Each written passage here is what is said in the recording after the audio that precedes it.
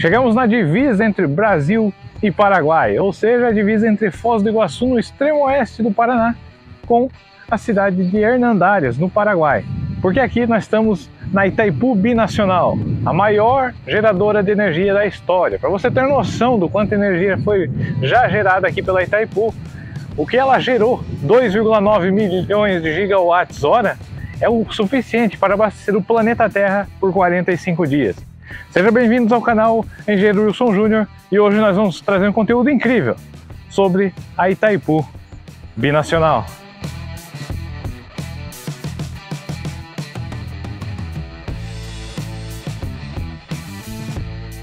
E nesse exato momento da nossa gravação, nós tivemos a oportunidade, fomos agraciados com a calha esquerda do vertedouro estando aberto. Ali estão passando quase 8 milhões de litros de água, ou seja, isso é quase 6 vezes as cataratas do Iguaçu. Durante toda a história, Brasil e Paraguai tiveram uma relação um pouco conturbada devido à Guerra do Paraguai, que vitimou alguns paraguaios durante toda essa guerra por disputa territorial. Até que em abril de 1973 foi assinado o Tratado de Itaipu, que era justamente para a construção de uma usina para geração de energia, principalmente solicitada pelo Brasil, que após a década de 60 havia muita pedida e muita necessidade por essa energia, principalmente para as regiões sul e sudeste que estavam em constante crescimento, tanto industrial quanto populacional. Para isso, então, os presidentes da época se uniram para a construção dessa, que na época foi a maior usina de geração de energia do mundo. Ou seja, a partir dali começou então um grande ponto de amizade entre Brasil e Paraguai, pois através desse acordo, metade da energia ia para o Brasil e metade ia para o Paraguai, sendo que todos os custos para a construção da Itaipu eram então gerados pelo Brasil. O Brasil fazia o pagamento então, de toda essa construção, de toda essa mega obra.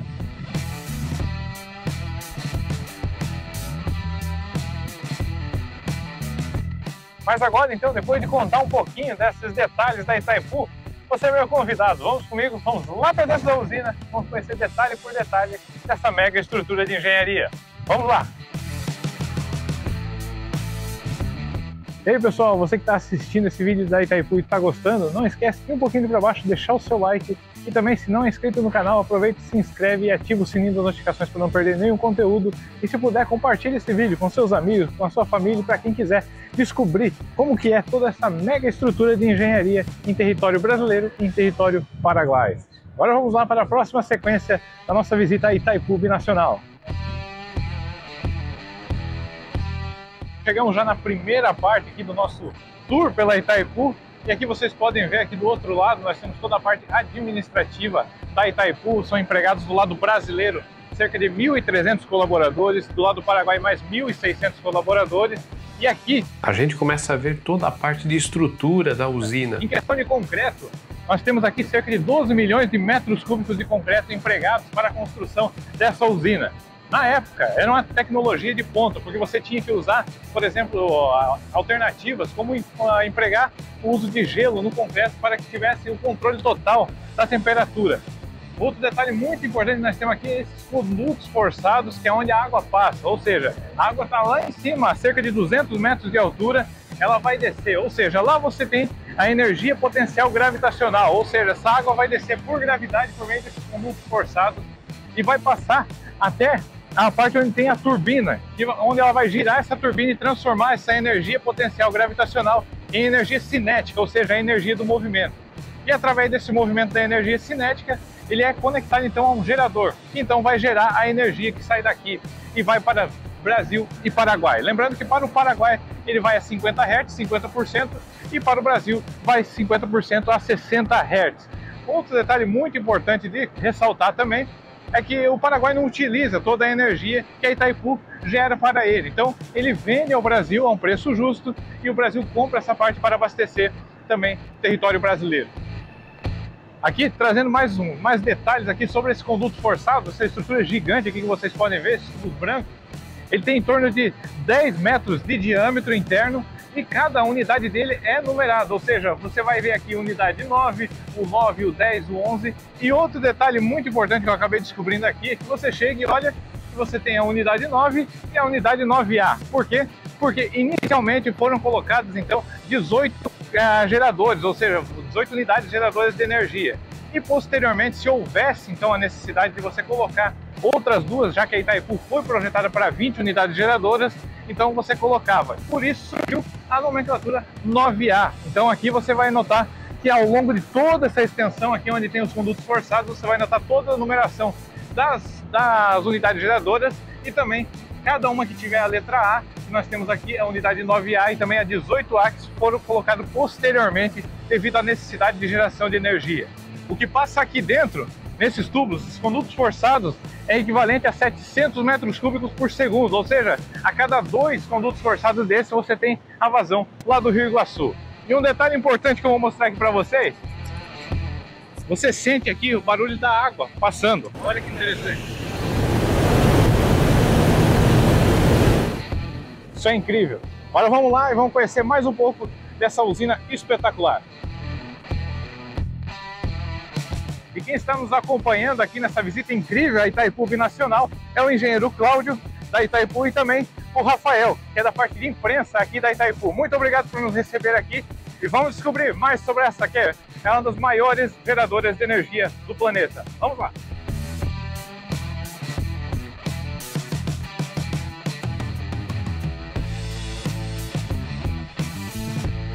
E aqui entrando já na parte interna da usina da Itaipu, nós podemos notar aqui o quão grande é essa usina.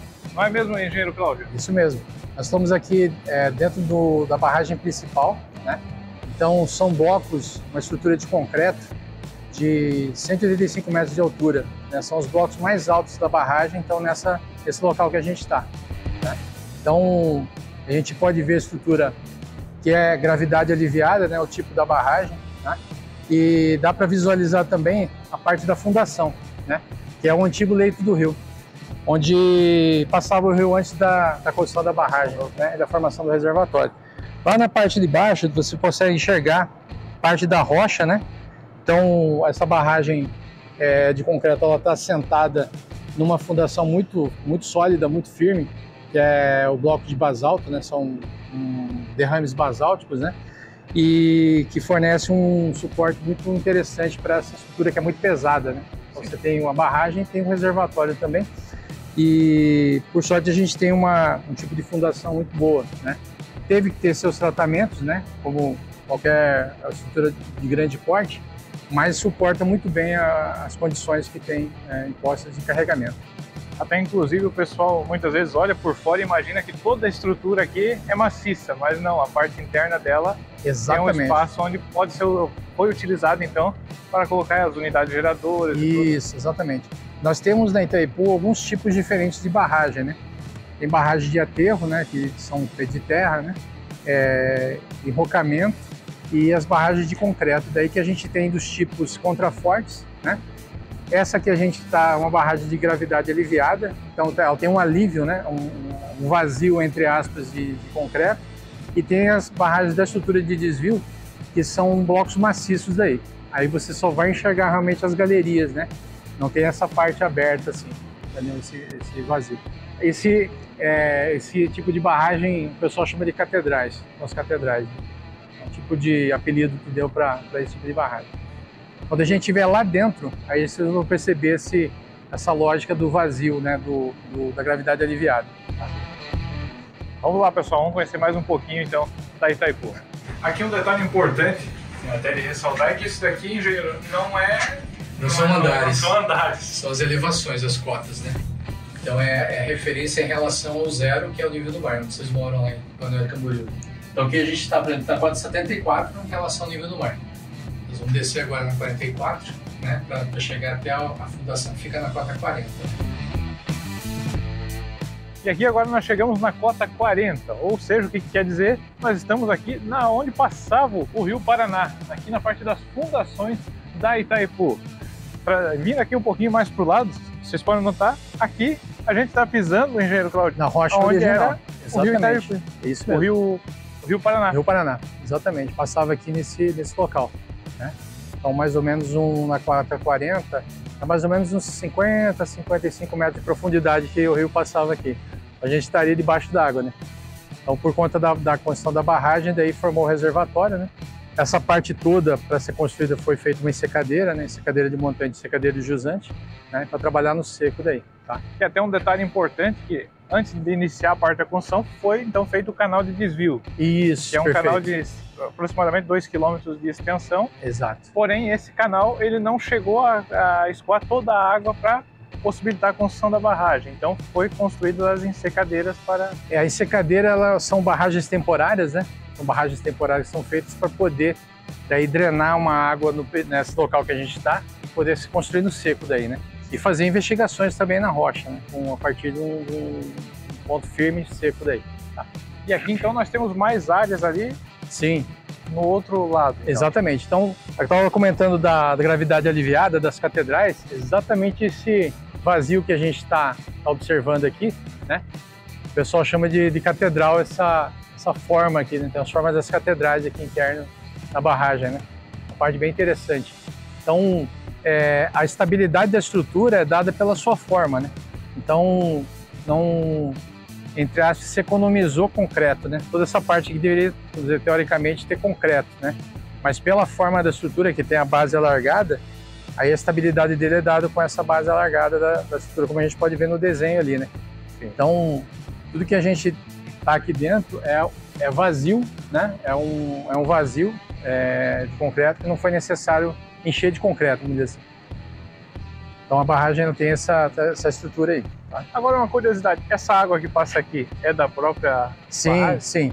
Essa água que a gente está escutando, né, é água que eventualmente infiltra ou pela rocha de fundação, é capturada daí pelos drenos, né, da fundação, ou eventualmente uma água que consiga passar pela estrutura de concreto. Bem pouca água, né? Mas essa água lá é conduzida aí por gravidade, né? Ela vem descendo das ombreiras, que são ombreira direita e ombreira esquerda, ela vai descendo por gravidade. E nos pontos mais baixos, em alguns pontos, tem estações de bombeamento para drenar essa água daí para jusante, tá?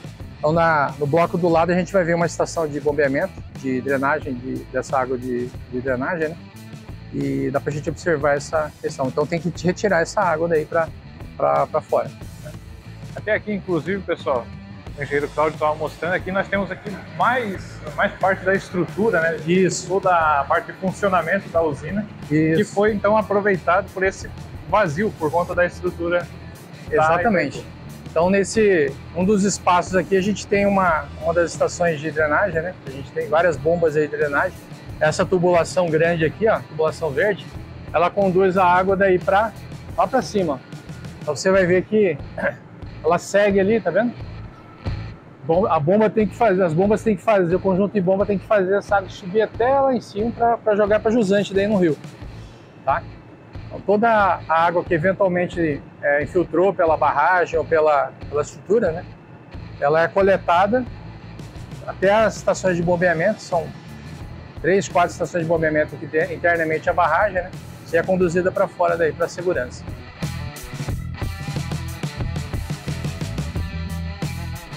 E aqui então nós temos um conjunto de 8 bombas que faz esse processo então de bombear toda essa água para fora daqui da parte interna da usina. Perfeitamente, exatamente. Toda a água de drenagem, né, que eventualmente percolou pelas fundações ou pela estrutura, né, ela é coletada, vem por gravidade, a partir dos pontos mais altos das ombreiras vai descendo até as estações de bombeamento que tem. Outro detalhe bem interessante, pessoal, para vocês notarem, é que devido ao tamanho de cada elemento que é movimentado aqui na Itaipu, quando há necessidade de alguma manutenção, é utilizar então uma espécie de uma ponte rolante ali com atalha, que faz então toda essa parte de movimentação desses materiais. E auxilia o pessoal da manutenção aí para carregar esses equipamentos pesados aí, né? Esse sistema aqui, ele tem um tempo de manutenção previsto? Sem dúvida. A Itaipu tem um sistema de operação e manutenção, som, né? E tem as programações de manutenção de cada equipamento aí, tá? Tudo tem seu período certo de fazer as manutenções devidas aí, tá?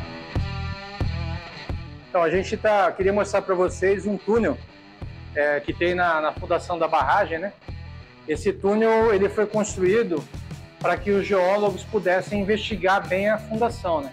Então, esse plano que a gente está nessa elevação, existia uma descontinuidade na rocha que os geólogos queriam tirar uma dúvida se ela pudesse ser importante ou pudesse ser um problema, né, para a fundação da estrutura. Graças a Deus não foi, né?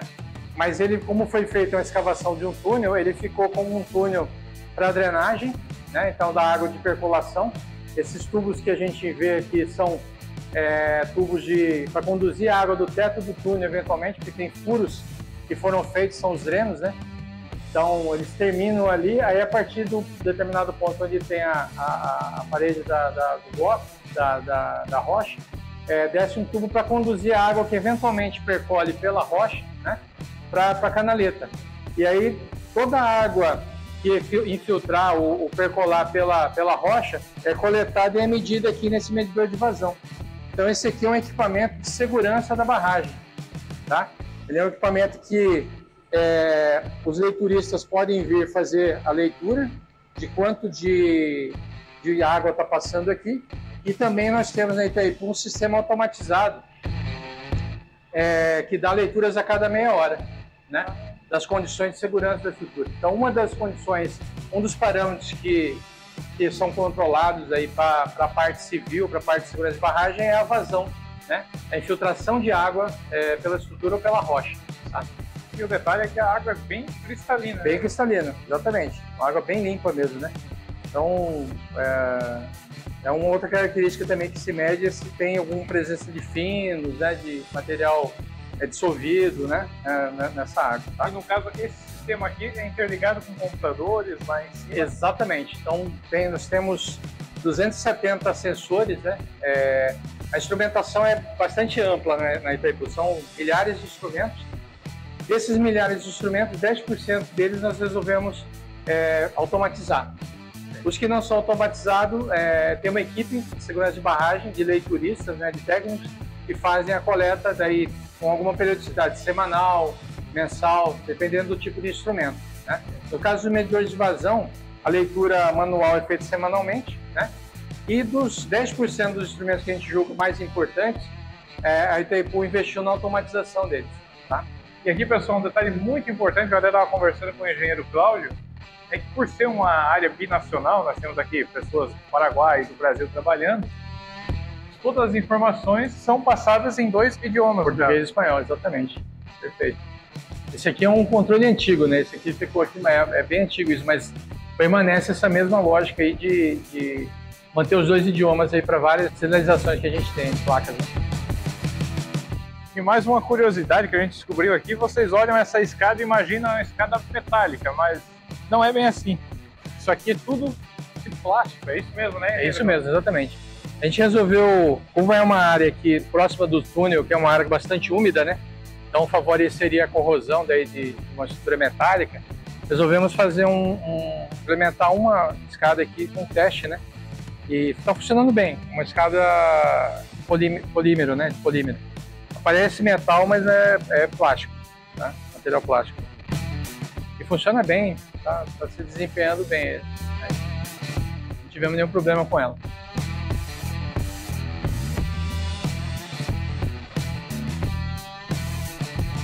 E agora nós chegamos aqui no ponto mais alto da Itaipu, que é a crista da barragem, é isso mesmo, né? Perfeitamente. Estamos no alto da barragem aqui. Aqui nós podemos notar toda a extensão do lago da Itaipu, que é onde fica toda a parte do reservatório. São aproximadamente 1.350 km² de extensão de área de alagem. Isso, exatamente. E aqui como é que funciona esse sistema? Aqui nós podemos ver esses... Até o engenheiro Cláudio estava brincando ali, esses pirulitos brancos, que é o sistema de abertura e fechamento das comportas. Exatamente. Quando você precisa fazer uma abertura para a tomada d'água, né? Então, para a água poder entrar ali pela tomada d'água, passar pelo conduto e até a turbina. Então, esses equipamentos, eles são servomotores, né?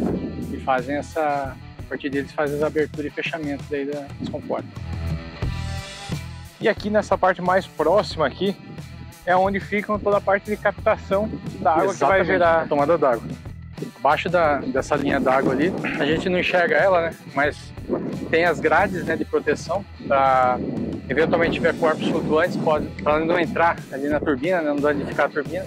Então tem um conjunto de grades aí de proteção. Né?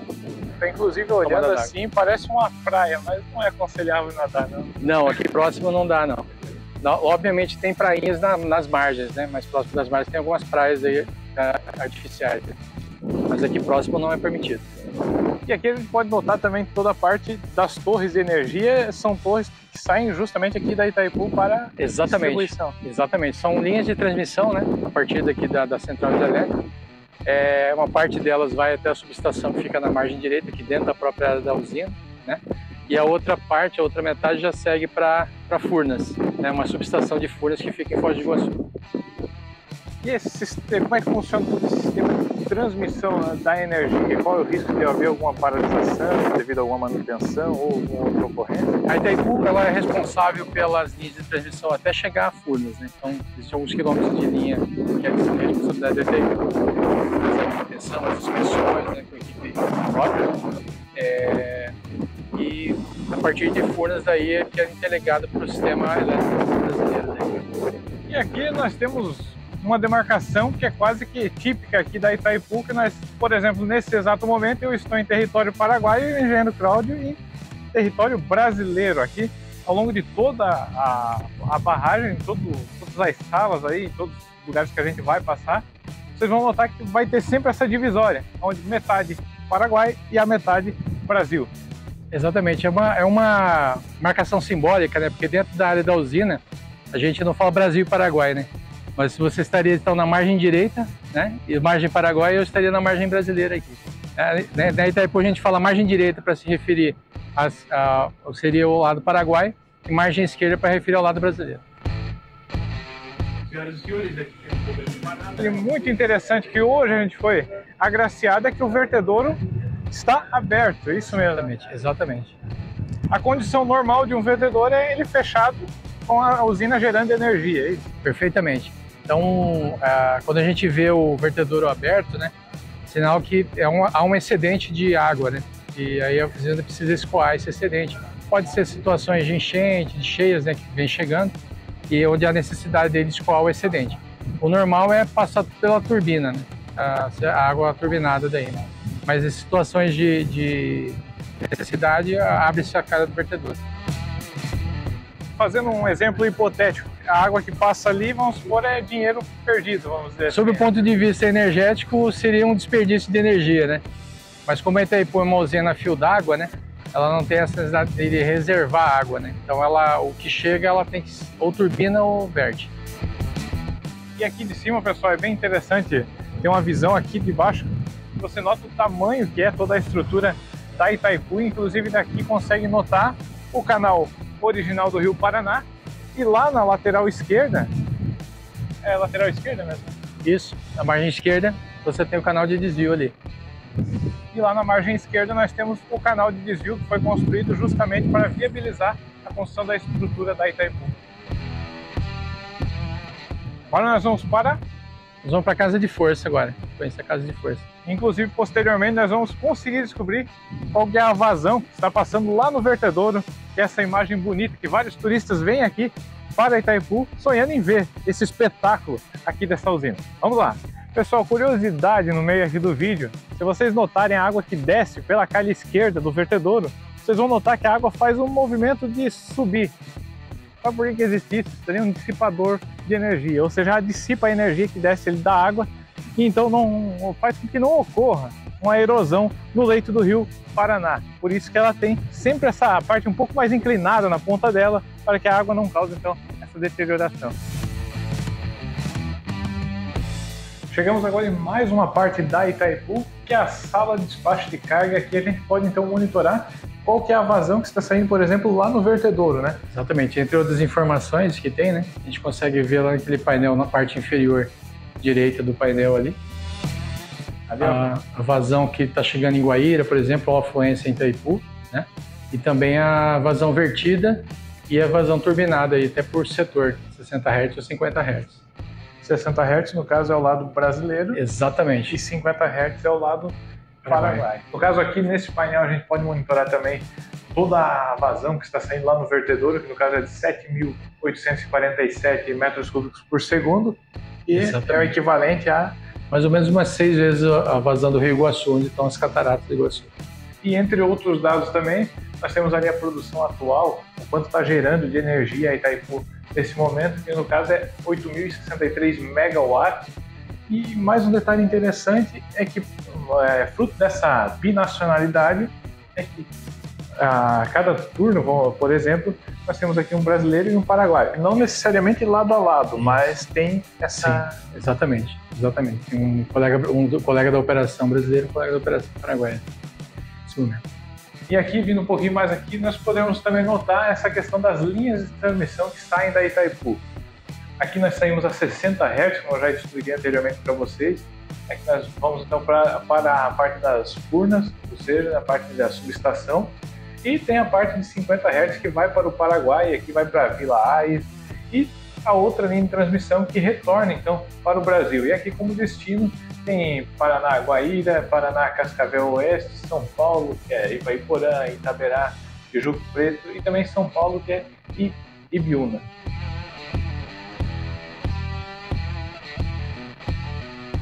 E aqui agora nós chegamos na sala de supervisão e a central de controle da usina, ou seja, aqui é onde controla toda a Itaipu. Exatamente, a sala da operação, né?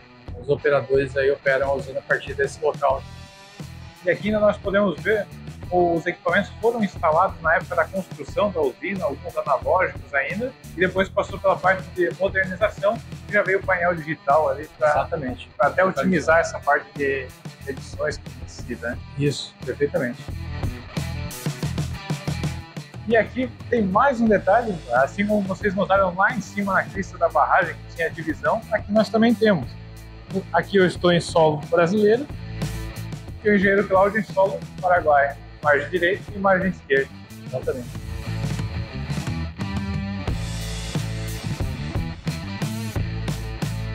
E chegamos em mais uma parte que é a cota 108, e aqui fica a tampa dos geradores, é isso mesmo? Exatamente, essa galeria da elevação 108 é a galeria dos geradores que a gente fala, né?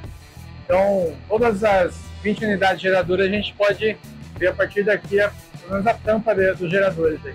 Tá? Então, quando é necessário fazer a montagem das máquinas, né, se utilizam pontes rolantes para fazer o deslocamento das peças, né? Elas descem por aquela abertura ali, que a gente chama de abertura da área de montagem central, né? Então, a partir dali, a partir da pista, tem pontes rolantes que se movimentam na direção montante-jusante ali, retiram a peça de cima do caminhão, movimentam até a abertura ali, aí descem naquele ponto onde tem aquele caminhãozinho ali. A partir daquele ponto, nessa outra direção, utilizam outros pontes rolantes para deslocar na direção esquerda-direita.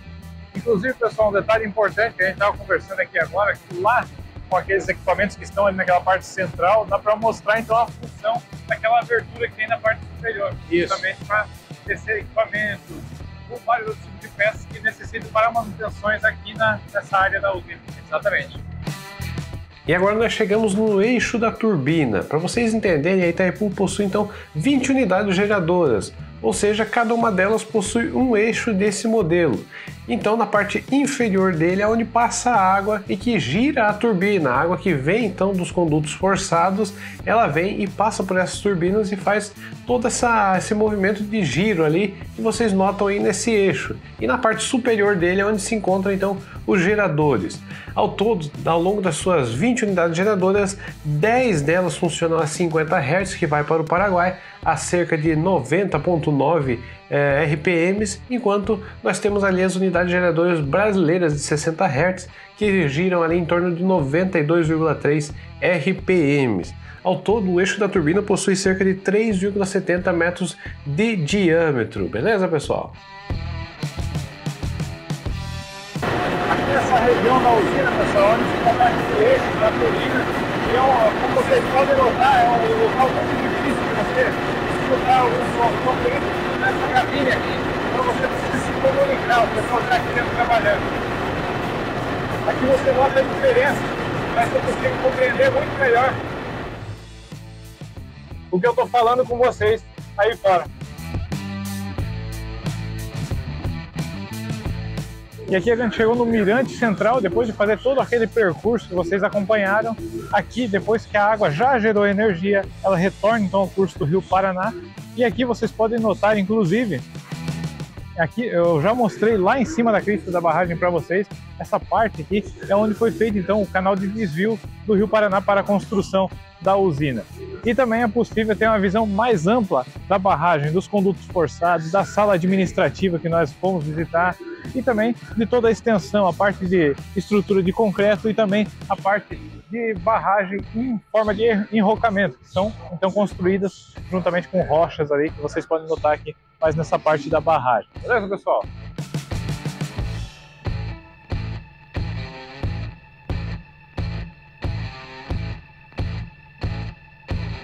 E aqui, pessoal, quem tem a honra de estar aqui comigo é o seu Antônio. O seu Antônio foi barrageiro e trabalhou aqui na construção da Itaipu. Seu Antônio, prazer de conhecer. Prazer foi meu. Gostaria de conversar, fazer um bate-papo aí com o senhor. Qual que foi, assim, as maiores dificuldades que foram encontradas na época para a construção de uma usina como a Itaipu? A maior dificuldade na época, na realidade, foi lá no início, porque essa usina, por exemplo, para vocês que fizeram o passeio, para alguém que faz o passeio não percebe, mas ela foi construída em cima de uma rocha, né? Tudo isso que vocês estão vendo aí está fixado em cima de uma pedra única. Essa enorme barragem que vocês estão vendo aí. É uma enorme pedra que tem aqui, que ela tem de 600 a 1000 metros de profundidade e ela é basáltica. E em cima dessa pedra tinha uma abertura no cânion, que passava o Rio Paraná, que é aquele que está lá no fundo atrás de nós aqui, e dividia os dois países, para lá Paraguai e para cá Brasil. Por isso que ela é binacional, porque tanta pedra que ela está fixada pertence aos dois. E a maior dificuldade na época foi desviar o rio. Então isso aqui é um canal artificial, porque para fazer uma escavação na pura rocha, em 156 metros de profundidade, 150 de largura e 2 km de extensão, era necessário várias explosões de dinamite ao dia. E só aqui neste canal foram extraídos 22 milhões de metros cúbicos de rocha. Na obra toda foram 32 milhões. Então, esse canal hoje ele tem 90 metros de profundidade, conforme está escrito, mas de água. A que a gente escavou foi desde a altura dessa cerquinha até lá no leito original. Então, quando a gente ligou esse canal lá em cima no rio, eu vou explicar para vocês, essa é a primeira etapa que você está vendo aqui, foi tudo onde começou. Tanto essa ponte, com essa primeira etapa da barragem, quando ela foi construída, não tinha água ainda, é um local conhecido como buracão, que a gente estava escavando, olhava aqui em cima, então a dificuldade era descer até lá, na realidade. A gente olhava daqui, ficava até com medo de dar uma olhada aqui em cima. Quando a gente ligou esse canal lá em cima no rio, que a gente já deixou essa parte, a primeira parte, tudo pronto aqui, tanto essa ponte, esse pedaço da barragem, e fomos embora. Quando a gente ligamos essa parte lá, a água veio com tudo por aqui, que já tinham deixado umas comportas embaixo ali, que era para quando a água viesse passar ali, e transferimos o leito original do rio para cá. Quando a gente estava trabalhando aqui, a água passava por lá. Quando a gente passou a trabalhar lá no leito original, a água passava por aqui. A gente só trabalhava no seco, não trabalhava sobre a água. E aí, em 1978, aí já estava pronto o canal de desvio. Iniciou-se então a montagem da barragem concreta, a barragem principal. E a gente levou apenas 4 anos para fazer toda essa barragem que vocês estão vendo aí. E o volume de concreto aplicado ali é enorme. Ali foram aplicados 12.750.000 metros cúbicos de concreto e 481.000 toneladas de ferro e aço. O nosso concreto ali ele era gelado. Ele tinha que ser aplicado ali no máximo a 7 graus, para evitar bolhas e fissuras da sua secagem. Anexo central de concreto, uma fábrica de gelo que produzia 54 toneladas de gelo por hora. Não usava água, usava gelo e escama. O gelo, a mesma dosagem que era para ir de água ia de gelo. E a pedra brita, para ser adicionada ao concreto, ela tinha que sair da central de refrigeração no máximo a 2 graus. Então, assim, e depois de 1982 a barragem estava pronta e iniciou-se a montagem das máquinas. Eu me aposentei em 2010, mas a Itaipu, para não deixar cair no esquecimento o trabalho daqueles 120 mil que passaram por aqui naquela época, em parceria com o PTI, Parque Tecnológico Itaipu, criou um projeto que é o resgate da memória viva, do qual eu faço parte. Então a gente fica aqui à disposição dos turistas para responder perguntas relacionadas à Itaipu desde a época da sua construção até o dia de hoje. Eu estou entre eles, com muita honra. Então, pessoal, fica o convite. Você que vier aqui visitar Itaipu, procura aí o seu Antônio aí e comenta aí do canal pra gente. Também troca uma ideia aqui com ele, que é super gente boa, nota 10. Muito obrigado, seu Antônio. Obrigado. Até a próxima. Contando um pouquinho da história da construção da Itaipu, Podemos dividir ela em 6 fases, onde a fase 1 foi a fase determinante ali, que foi de 1975 a 1978, que foi composta pela escavação do canal de desvio do Rio Paraná, a construção da barragem de enrocamento, instalação do canteiro industrial e execução da estrutura de controle, das ensecadeiras principais e também do efetivo desvio do rio do seu leito natural. A fase 2 que nós podemos determinar é de 1978 até 1982, onde teve então a construção da barragem principal, a barragem lateral direita, a barragem de terra, de enrocamento, a construção do vertedouro, da casa de força do leito do rio e o início então das montagens eletromecânicas principais. Na fase 3, fase posterior então, que vai de 1982 até 1986, houve então o fechamento das comportas da estrutura de controle de desvio e a formação então do reservatório e a abertura do vertedouro. Já na fase 4, que foi em maio de 1984, a Itaipu começou então a gerar energia, um dos principais dias aí para a Itaipu Binacional. De lá para cá, então, a produção cresceu e se manteve desde 2006, no patamar próximo a 90 milhões de megawatts-hora. Posteriormente a isso, então, falando de 1986 a 1991, houve então a construção da casa de força, do canal de desvio e a conclusão da montagem das unidades geradoras de energia até a 18ª unidade geradora. A potência instalada então atingiu 12.600 megawatts. E por fim, de 2000 a 2007, que houve então a assinatura do contrato de instalação de mais 2 unidades geradoras, em novembro de 2000.